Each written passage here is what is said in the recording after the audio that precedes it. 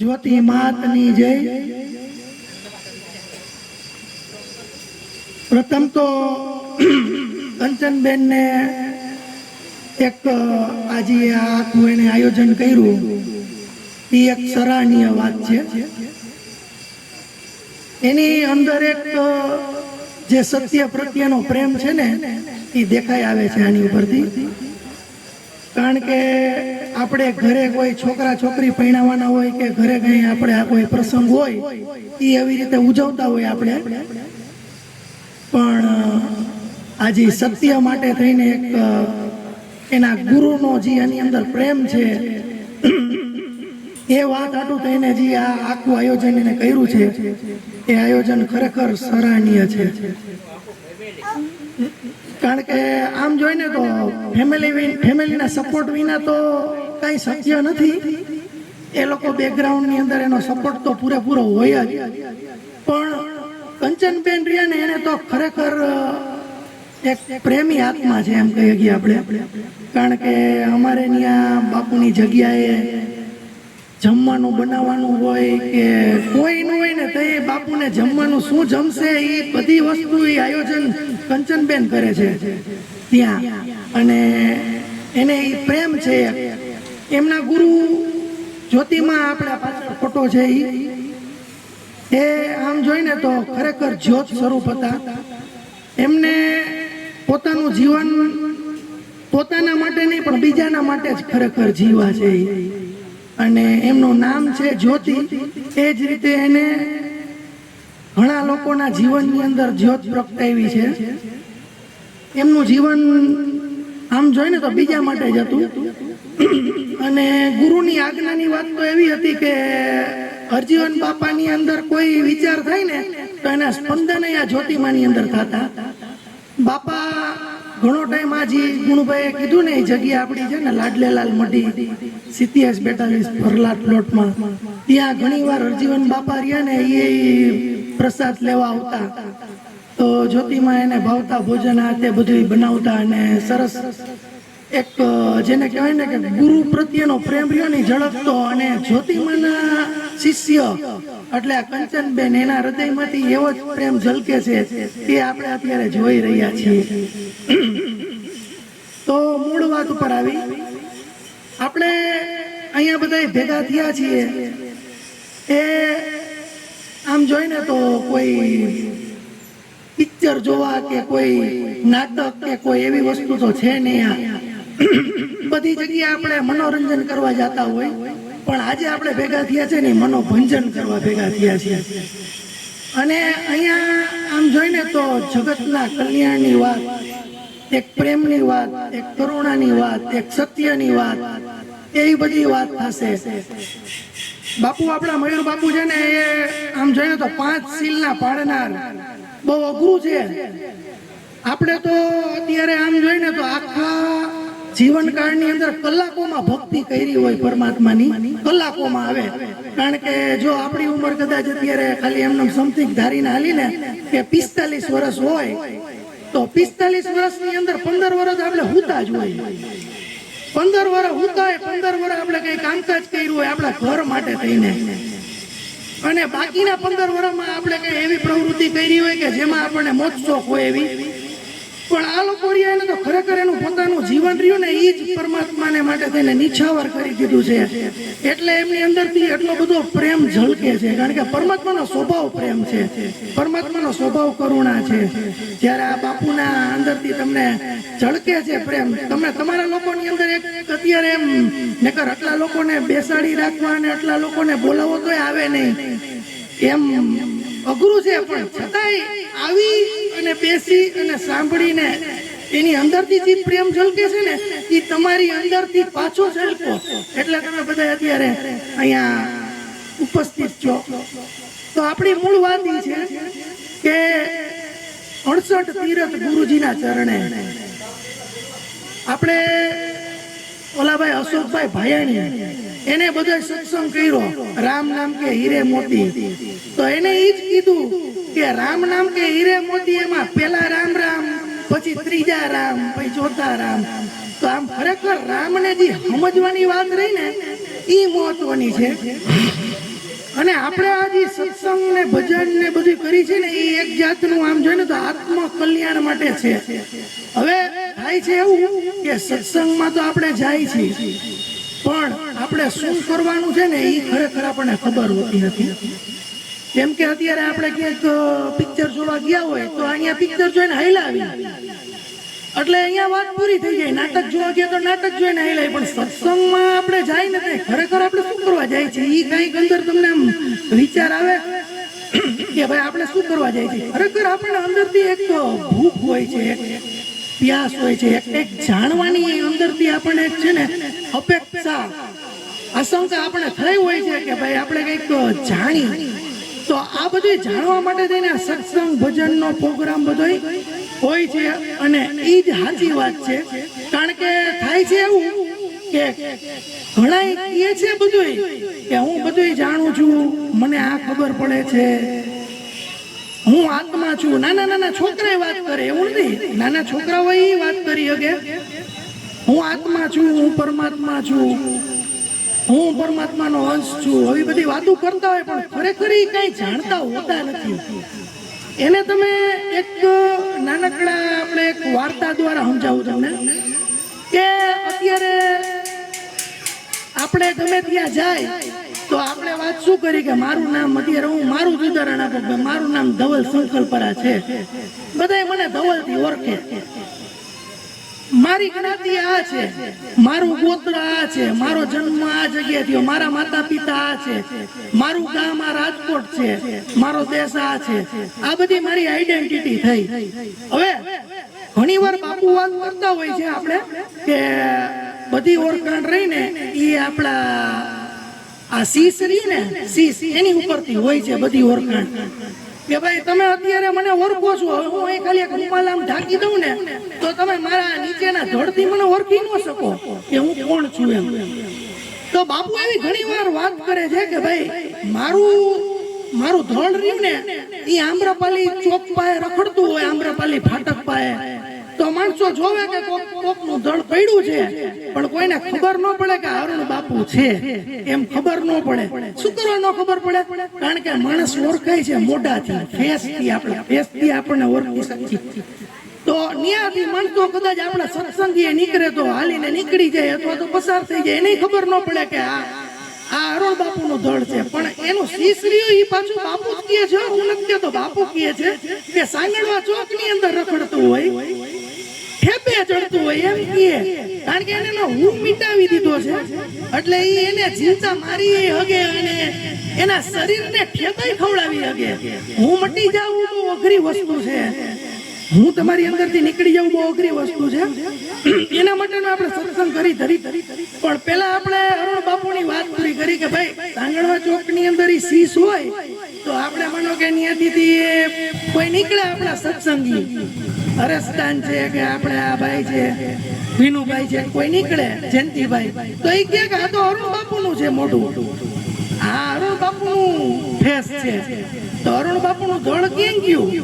તો એને ઓળખાણ કહેવાય. આપણી ઓળખાણ રહી આપણા મુક્તિ થાય છે. અત્યારે જ કોઈ પણ તમે પતિ પત્ની હોય ને અને પતિનું જો મોઢું રહ્યું એની માથે ઓલું પહેરાવી દેવામાં આવે, આપણે કેને કહેવાય કે મુખોટા જેવું કઈક પહેરાવી દેવામાં આવે તો તમે ઓળખી ન શકો. તમે પત્નીને ન ઓળખી શકો મોઢા ઉપર રૂમાલ બાંધી દે તો આ મૂળ વાત એ છે કે મોઢાથી આપણી આઈડેન્ટિટી છે. તો હવે આપણે વાત કરી છે આત્માની. હવે આત્માને તો કઈ રીતે ઓળખવું? શરીરમાંથી ખાલી મોઢું આમ જુદું થઈ જાય અથવા મોઢા ઉપર કઈક પડદો રાખી દે આપણે તોય આપણે ઓળખી ન શકીએ. તો આત્માની વાત આપણે જે કરી એ તો જરીક અઘરું પડે ને, સમજવું અઘરું પડે એમ. તો સામાન્ય માણસ નહીં સમજાય નહીં, પણ આવા સદગુરુના ચરણે જે જાય એને એ વસ્તુ સમજાઈ જાય. કારણ કે આ લોકો રિયા તો સીધી જ વાત કરે છે કે હાલ તને હું ઓળખાવી દઉં, હાલ તને ઓળખાવી દઉં, તારી ઓળખાણ કરાવી દઉં, એવી જ વાત થાય છે. આમ જોઈને તો આપણે જયંતિભાઈ રિયા વિપસ્યાનામાં ગયા હતા. એ વિપસ્યાના રિયા ને એ ધ્યાનનો યોગ છે, ધ્યાનની વિધિ છે. એ ધ્યાન યોગ રહ્યો ને એ બતાવ્યો છે બુદ્ધે. વિપસ્યાનામાં તમે જાઓ ને એટલે એને શું કીધું કે જે થાય છે એ જોયે રાખો એમને, જેમ જે કઈ વસ્તુ ઘટી રહી છે એને જોયે રાખો.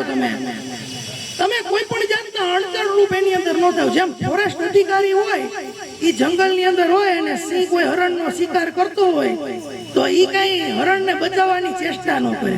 બસ એવી જ રીતના જે થાય તે તમે જોયે રાખો. પછી ઈ લેવલે પહોંચીને પછી એમ કે તમારી અંદર કોઈ પણ જાતના વિચારો ઉદ્ભવે ને તો વિચારો નહીં જુઓ, વિચારો નહીં તમે જુઓ, એની માટે કોઈ પણ જાતના એક્શન નો લ્યો. કોઈ પણ જાતના અંદર સંકલ્પ તમારે ઉઠે તો એના વિકલ્પ રહ્યા ને ઈ તમે નો બનો. આવું વિપસ્યાનાની અંદર કહેવામાં આવ્યું છે. એટલે આ વિપસ્યાનાની શિબિરમાં તમે જાઓ ને તો ન્યા શું થશે ખબર છે? એકબીજા ભેગી વાત નથી કરવાની, કોઈની સાથે કઈ વાતચીત નહીં કરવાની, ખાલી બસ શરીર હાલે આટલું જમવાનું ખાવા પીવાનું એટલે શરીર નિર્માણ થયા રાખે અને બસ જોયે રાખો જે થાય છે તો તમને ઉપલબ્ધિ મળે. એમ બુદ્ધનું કેવું છે.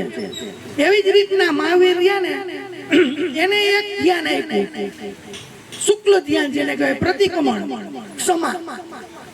કે ભાઈ તમે કોઈ પણ જાતનું કોઈ તમારું કઈ બગાડી નાખે કે કોઈ પણ જાતનું તમારે વિઘ્ન આવી પડે તો બસ તમે એ વસ્તુ રહીને એને માફ કરી દો. ગમે એ માણસ તમારું બગાડે પણ તમે એનું ન બગાડો, તમે એને ક્ષમા આપો. ઈ વસ્તુ પ્રતિક્રમણ કહેવાય. ઈ મહાવીરે આપ્યું. ત્યાર પછી પતંજલિ આપ્યું નિર્વિકલ્પ સમાધિ. નિર્વિકલ્પ સમાધિ એટલે કે કોઈ પણ જાતનો સંકલ્પ ઉઠે. અત્યારે આપણે અહીંયા આવવું હોય, આપણે અહીંથી માનો કે આપણે ઘરે હતા 3 વાગે 4 વાગે જે ઘરે હતા તો એમ થયું કે મયુર બાપુ આવ્યા છે, કંચનબેને બોલાવ્યા છે, મારે ત્યાં જાવું છે. તો અંદરથી 2 વિચાર આવ્યા કે કામ પતાવી લઉં કે જાવ. તો અંદરથી એમ કીધું કામ થોડુંક પતાવી લો ને, થોડુંક કાલનું થઈ જાય ને પછી નીકળીશ. ઈ સંકલ્પ પેલા ઉભો થયો, અહીંયા નોતા પૈસા ઈ પેલા તમારી ઘરે તમારે સંકલ્પ એક થયો. ઈ સંકલ્પ ઉપર તમે વિકલ્પ આપ્યો. કોને આપ્યો? તમે આપ્યો. કે જાવું કે ન જાવું, કે શું કરવું કે ન કરવું, એ બધી તમે ડિસિઝન આપ્યું. તો આ પતંજલિ એમ કહે છે કે નિર્વિકલ્પ સમાધિ એટલે કે કોઈ પણ જાતનો તમારે સંકલ્પ ઉપજે ને પછી એનો વિકલ્પ તમે પસંદ ન કરો. તમે કોઈ પણ જાતનો વિકલ્પ પસંદ ન કરો એટલે શું થશે ખબર છે? તમે ક્યાંય આટીમાં નહીં આવો. આ બાપુરિયા તમે આમ જો તો એનું ધ્યાન ક્યાં છે? કોઈ પણ વસ્તુ શરીરની ચેષ્ટા ઉપર એનું ધ્યાન નથી. બસ એ સ્થિરતાનો સ્વભાવે પહોંચી ગયા છે. એટલે જે મુનિ કહેવાય ને, એટલે જ જ્ઞાની કહેવાય, એટલે જ પ્રેમી કહેવાય. એવી જ રીતના આપણા હિન્દુ સંસ્કૃતિની અંદર ગુરુ ગોરખનાથ છે ને એને એક બહુ સરસ મજાની એક ધ્યાનની રીત બતાવી. હવે ધ્યાનની વાત આલે છે તો એ કહી દઉં પેલા. ધ્યાન એટલે આવી રીતના પલોટી વાળીને બેઠું રહેવાની વાત નથી હો. આ ધ્યાન એટલે શું વાત છે ખબર છે? એકાગ્રતાની વાત છે. ધ્યાન એટલે તમારે એક તો માનો કે કોઈ પણ વસ્તુ ઉપર એકાગ્ર થવાની વાત છે. જેમ તમે સૂર્યપ્રકાશ બધે હોય પણ બિલોરી કાચ તમે રાખો એટલે ઈ એકત્રિત થઈ ગયો ને એક જગ્યાએ મારો કરે તો આમ સૂર્યપ્રકાશમાં કાગળ કે લાકડું કે કઈ ભરે નહીં, તમારો હાથ ન ભરે. પણ ઈ બિલોરી કાચના એકત્રીકરણની નીચે રાખો તે હાથમાં ફાંકું પાડી દે એવી શક્તિ થઈ જાય. બસ આ ધ્યાન એટલે શું? આ વસ્તુ તમને કહું છું ને, ધ્યાન આ વસ્તુ છે. જેમ કે અત્યારે આપણે કોક વાર ખબર હોય તો વિચારમાં હોય. અત્યારે હું જોતો હોય કંચનબેન સામે અને હું વિચારમાં વયો જાઉં તો મને કંચનબેન દેખાતા બંધ થઈ જાય. મને કંચનબેન દેખાતા બંધ થઈ જાય. પછી મયુર બાપુ મને આમ કહે, ધવલ આમ 2-3 વાર આમ કે મારી આંખ આમ કરે ને તો મને કંચનબેન દેખાય. એનો મતલબ શું થયો ખબર છે? આંખ હોવા છતાંય દેખાતું બંધ થઈ ગયું. શું કરવા થઈ ગયું? કે મારા ચિત્તનું ધ્યાન આંખ માથે નહોતું. મારા ચિત્તનું ધ્યાન જે આંખ માથે ન હોય ને તો મારી આંખ કામ કરતી બંધ થઈ જાય. અને ઘણા માણસ આવી રીતે ધ્યાનની અંદર કે વિચારમાં વયા જાય તે તમે બોલાવો તો સાંભળે નહીં. તો એનો મતલબ શું થયો? એનું ધ્યાન કાન ઉપરથી હટી ગયું. કાન ઉપરથી હટી જાય પછી તમે ટક ટક કરો એટલે પાછું એનું ધ્યાન કાન ઉપર આવે, એ કાન સાંભળે. તો ઈ ધ્યાનની વાત હું તમને કરું છું. કયું ધ્યાન? આંખને આંખમાં જોવાનું કામ કરવા વાળું ધ્યાન. આ બધા સાધુ મહાપુરુષો ધ્યાનની વિધિ પછી આ બધા ઓલાથી કુંડલી મારીને બેહી જાય છે. અને એ ધ્યાનમાં તો કદાચ તમે એક રૂમની અંદર બંધ દરવાજો કરીને બેહી જાઓ ને તો અત્યારે વિચાર ન આવતા ને એટલા વિચાર થઈ આવશે, વિસ્ફોટ થાય, આખો જ્વાળામુખી ન ફાટે એવો વિચારનો વિસ્ફોટ થાય. ન્યા બેઠા બેઠા કોક બૈરા હોય તો એને એમ થશે કે મારી જેઠાણી હું કરતી હઈ છે, મારી નણંદ હું કરતી હઈ છે, મારી સાસુ હું કરતી હઈ છે, એવા 25 જાણતા ને વિચાર આવશે. પછી એમ કીધું દૂધ બહાર મૂકવું કે ફ્રીજમાં મૂકવું. પછી વળી થોડીક વાર થાય તો અરે હું ઓલું છીકું ટાકતા ભૂલી ગઈશ કે હું હઈ છે. કેટલા વિચાર એને આવશે. જેવી એકાંતમાં જશો ને તો વિચારના વમણો તમારો આખી એક માથે એક પ્રભુત્વ જમાવી લેશે. એટલે ધ્યાન તો કરવું બહુ અઘરું છે. એટલે જ આ લોકો એમ કીધું કે નિર્વિકલ્પ સમાધિ. પતંજલિ એમ કે નિર્વિકલ્પ એટલે કોઈ પણ જાતનો વિચાર આવે તો આવવા દો, પણ એની માથે કઈ કામ કરો માં તમે. એટલે શું થશે કે તમારી સ્થિરતા રહેશે. જ્યાં તમારી નજર રાખવાની છે ને એ વસ્તુ તમને દેખાશે, જ્યાં સાંભળવાનું છે એ વસ્તુ તમને સંભળાશે. તો આવી જ રીતના ગુરુ ગોરખનાથે આપણને એક ધ્યાનની રીત આપી છે. એને કીધું છે મરો જોગી મરો મરણ હે મીઠા, મરો જોગી મરો મરણ હે મીઠા. હવે આ વાત ઉપર ઘણાને એમ લાગે કે ગોરખનાથ એમ કહે છે કે મરી જાવ, પણ એ મરવાની વાત નથી કરતા. ગોરખનાથ મરવાની વાત નથી કરતા. ગોરખનાથ રહ્યા ને ઈ તમને એમ કહે છે જોગી તારી અંદર રહેલો અહંકાર રહ્યો ને એને માર નાખ, અહંકાર ને મારી નાખ. તારી અંદર રહેલો ક્રોધ રહ્યો ને એને મારી નાખ. તારી અંદર રહેલી આસક્તિ ને મારી નાખ. આસક્તિ એટલે કેવી વાત છે ખબર છે? આપણા કુટુંબ પ્રત્યેની પ્રીતિ, ખાલી કુટુંબ પ્રત્યેની પ્રીતિ, બાકી બીજે ક્યાંય એવી પ્રીતિ ન હોય. જયારે મયુર બાપુ જેવા સંતો મહાપુરુષો અને બધા મોટા મોટા શહેનશાહજી થઈ ગયા ને બધા પ્રત્યે પ્રીતિ હતી, એટલે તો એ બધાની અંદરથી એનો પ્રેમ નીકળે છે. અત્યારે આપણે તો આપણા કુટુંબ પ્રત્યેનો પ્રેમ હોય એટલે શું થાય કે ભાઈ બીજી ત્રીજી પેઢી આપણો ફોટો ગાયબ થઈ જવાનો. કારણ કે તમે જેટલાને પ્રેમ કરો એટલા તમને કરે. બહુ બહુ તો કુટુંબના તમારા પત્ની હોય ને મમ્મી પપ્પા હોય ને, બહુ બહુ હોય તો તમારી બેન હોય ને, થોડાક આગળ જાઓ તો પછી 50 જણાનો પ્રેમ હોય. એટલે શું થશે કે 50 જણા જ તમને પ્રેમ કરશે. જ્યારે આ સંતો મહાપુરુષો ને કેટલા જણા માટે પ્રેમ છે અત્યારે અહીંયા નહીં ઓળખતા હોય ને એને ખેંચી એવા છે. અહીંયા જે લોકો ખરેખર મયુર બાપુને પહેલી વાર જોવા વાળા ગણાય છે એને એનો પ્રેમ ખેંચી આવ્યો છે. એટલે તો કે પ્રેમ વિના પામે નહીં હુનર કરે હજાર. ઈ આપણે લલિતાબેન રહ્યા ને એને ભજનમાં બોલ્યા કે પ્રેમ વિના પામે નહીં હુનર કરે હજાર. તો આવી રીતે ગુરુ ગોરખનાથે મરો જોગી મરો મરણ હે મીઠા, યુ મરો કે ગોરખ દીઠા. એવી રીતના તમે મરી જાઓ એટલે કે તમારો અહંકારને સાફ કરી નાખો. તો ગુરુજી આપણને એમ કહે છે કે લાવ તને હું ઓળખાવી દઉં. તો એના માટે એક નાનકડી વાર્તા કરું અને પછી આપણે એક નાનકડી કહાનીથી આ વસ્તુને સમજી કે મૂળ પ્રશ્ન એ છે કે હું કોણ છું, હું કોણ છું. ઓલા બેન રિયા ને થોડીક વારે મંજુ બેન રિયા થોડીક વારે કહેતા હતા કે વૃંદાવન તમે જાઓ અને ત્યાં કાનાના દર્શન કરો તમે, તો તમારી અંદર કાનો અને એને દર્શન કરો. ઈ બે કાનાને કેવી રીતના અલગ પાડવું? તમે તો કહી દો સામે કે હું તારા દર્શન કરવા આવી, તો જો ઈ અંદર ન હોય તો અહીંયા પહોંચવું કઈ રીતે? પ્રયાગરાજ જવું હોય તો કઈ રીતે પ્રયાગરાજ જવું? જો અંદર શિવ તત્વ ન હોય તો કેવી રીતે ત્યાં પહોંચી શકો તમે? તો હવે તમારે તમારી જો ઓળખાણ કરવી હોય ને તો આ એક નાનકડું એક ઉદાહરણ રૂપી આપણે સમજી શકીએ. એકવાર એક રાજા રહ્યા ને ત્યાં એક અત્યારે કેમ કંચનબેન ત્યાં બાપુ આવ્યા છે એમ રાજા ત્યાં એક સન્યાસી આવ્યા પધાર્યા. અને એ સન્યાસી રહ્યા ને એને આવી રીતના મયુર બાપુને અત્યારે કેમ આ બધું આગતા સ્વાગતા કરવામાં આવી, આસન બેસવામાં આપ્યું, એવી રીતે બેસવાનું આ તે બધી વસ્તુ આપી. અને પછી રાજા રહ્યા ને એને પ્રણામ કર્યા અને પ્રણામ કરી અને પછી રાજા રહ્યા ને એને પ્રશ્ન થયો. જોકે રાજા બધાને પ્રશ્ન કરતા હતા કે મારે પરમાત્માને મળવું છે. રાજા રહ્યા ને એને કીધું મારે પરમાત્માને મળવું છે. તો એવી જ રીતે હાજી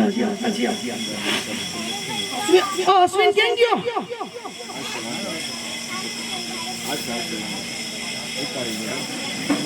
લેવડા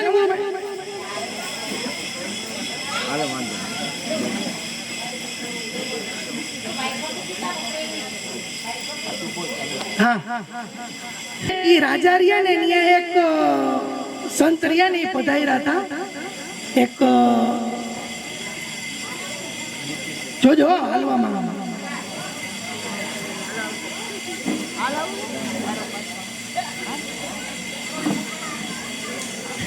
એ રાજા રહ્યા ને એની ત્યાં એક સંત મહાપુરુષ પધાર્યા હતા. હવે રાજા રહ્યા ને એને પૂછ્યું સંત મહાપુરુષને કે મારે પરમાત્માને જોવા હોય તો? જોકે રાજાએ એવો સવાલ રહ્યો ને ઈ ઘણા બધા આગળ આવ્યા હતા ને સંતો મહાપુરુષો બધાને પૂછી જોઈતા હતા. તો એને ઈ જ પ્રશ્ન રહ્યો ને અત્યારે રાજાએ આ જે આવ્યા હતા ને સાધુ સંત એને પૂછ્યો કે મારે પરમાત્માને જોવા હોય તો, મારે પરમાત્માને મળવું હોય તો ત્યારે રાજા રહ્યા ને એ બધાને આવી રીતે સવાલ પૂછતા હતા ને તો બધા રહ્યા ને વેદો ઉપનિષદો કે કોઈ શાસ્ત્રો મુજબ જવાબ દઈ દેતા હતા કે તમે આ પઠન કરો તો મળશે, અહીંયા જાવ તો મળશે, આટલા મંત્ર બોલો તો મળશે, કે આવી રીતના મળશે કે આ રીતે મળશે.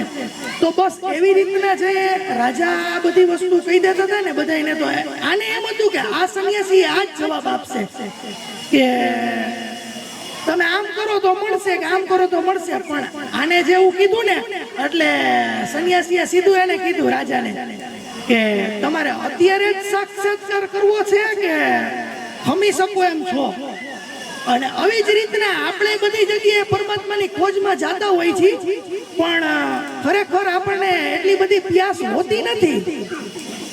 એવી જ રીતના રાજાએ પ્રશ્ન ખાતર પ્રશ્ન કર્યો, પણ સંન્યાસીએ પૂછ્યું ને કે અત્યારે જ તમને સાક્ષાત્કાર કરાવવું કે પછી તમે રાહ જોઈ શકો એમ છો? તો રાજા કે એક કામ કરો ને, હું જરીક પૂછી લઉં, મારી રાણીને પૂછી લઉં. કારણ કે પરમાત્માના સાક્ષાત્કારની જે વાત થાય છે ને તે માણસોને સામેવાળાને એમ લાગે છે કે હવે આ લોકો કદાચ મારી નાખશે આપણને, કારણ કે મૈરા વિના તો મળે ને એવી વાત બધાના મગજમાં કરી ગઈ. ખરેખર તો જ્યાં લગી મૈરા હોય ત્યાં લગીને હાથ હલાવવાની સત્તા આપણી અંદર હોય ને ત્યાં લગીને પરમાત્મા આપણી ભેગો છે. જેવી ડેડ બોડી પડી હોય ને તે ચેતન એમાંથી ગાયબ થઈ જાય, ચેતન જ પરમાત્મા છે, બીજી કઈ વાત જ નથી. તો એવી રીતના રાજા રહ્યા ને એને પૂછી અને પછી આવ્યા, પછી કીધું કે હા મળાવી દો કે પરમાત્માને મારે મળવું છે કે. તો એ સંન્યાસી રહ્યા ને એને કીધું કે તમે તમારો ટૂંકો પરિચય એક કાગળની અંદર લખી દો મને કે તમે કોણ છો, તમારી ઓળખાણ શું છે, ઈ તમે મને લખી દો એક કાગળિયા ઉપર. એટલે રાજાએ લખ્યું કે ફલાણા ફલાણા ફલાણા રાજા, આ ગામના રાજા, આ રાજ્યના રાજા, આ દેશના રાજા, એ બધી વસ્તુ એને લખી. પછી એને કીધું કે આ મારું નામ, આ મારા બાપાનું નામ, આ એના બાપાનું નામ, એની એને આઈડેન્ટિટી આપી. અને પછી ચીઠી એને આપી બાપુને. એટલે સંન્યાસીને જેવી ચીઠી આપી ને રાજાએ, એટલે સંન્યાસી રહ્યા ને એને કીધું બરોબર લખી દીધું છે, એમાં પરમાત્મા પાસે લઈ જવાની જો ચીઠી મુલાકાત કરવા માટે. આપણે કેમ સામાન્ય માણસ હોય અત્યારે સામાન્ય માણસ હોય એને આપણે અહીંયા માનો કે કોઈ નેતાને મળવું હોય, મુખ્યમંત્રી છે કે તો આપણે ચીઠી દેવી પડે, ત્યાં આપણો વારો આવે. અને સામાન્ય અત્યારે સ્કૂલની અંદર તમારે જો પ્રિન્સિપાલને મળવું હોય ને તોય તમારે ચીઠી દેવી પડે, તો તમે એની હારે મળી શકો. તો આ તો પરમાત્માને મળવાની વાત થઈ. તો સંન્યાસીએ જેવું કીધું ને કે ચીઠી લખી દો, તો લખી દીધી રાજાએ. પછી રાજાને સંન્યાસી એક પ્રશ્ન પૂછ્યો કે આની અંદર તમે એમ લખ્યું છે તમારું નામ, તમારા બાપાનું નામ, તો હવે તમે આ જે નામ લખ્યું છે તમારું, એને જ તમારી આઈડેન્ટિટી માનો છો, ઈ જ તમે છો? તો કે હા ઈ જ છું. તો ત્યારે છે ને સંન્યાસી એમ કીધું કે આ નામ રહ્યું એને હું ચેકી નાખું અથવા તો કાઢી નાખું અથવા તો બીજું કઈ નામ તમારું રાખી દઉં તો તમે નહીં રહ્યો? તમારું આ નામ જે તમે લખીને આપ્યું મને કાગળમાં, એ નામ હું કાઢી નાખું તો તમે નહીં રહ્યો? તો કે નામ વયું જાય તો હું જ રહું ને, નામ કદાચ વયું જાય તો હું જ રહું ને. તો કે કાંઈ વાંધો નહીં, તમે આમાં લખ્યું છે કે તમે આ દેશના રાજા છો, તો હું આની અંદરથી આ દેશના રાજા છો એવું કાઢી નાખું, અથવા તો તમે તમારું અત્યારે